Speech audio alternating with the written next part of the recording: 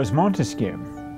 Well, he was born in 1689. He was a Frenchman. He was born into a noble household. Montesquieu belonged to both kinds of nobility. He, on both sides, on his two sides of his family, he had both the warrior nobility and he had the judicial nobility. And I think it's important for understanding who he was, because he was a landed nobleman. He inherited an estate.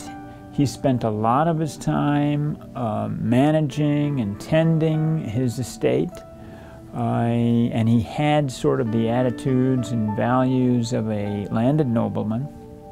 But he also was destined early on for a legal career because of the judicial noble side of his family inheritance.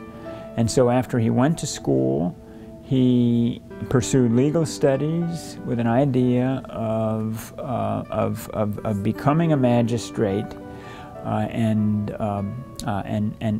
being a judge in a local appellate court called the Parlement in French. And what was interesting about the way that he pursued his life is that he could have chosen that route, and it would have been a very standard route to take. It would have been a very good life for him. And he decided early on that that's not what he really wanted. The world of legal minutiae was not really absolutely designed for him, and it was not intellectually exciting and engaging to him. And so fairly early on, he decided to pursue a different track.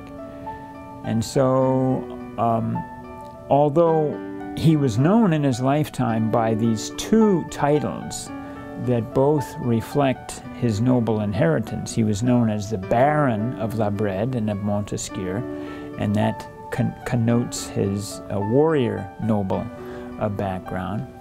But he also was known as the President of the, and that was because President was a title for a magistrate in the Bordeaux Parliament. So he was known by these two titles throughout his life, which reminded everyone of his nobility.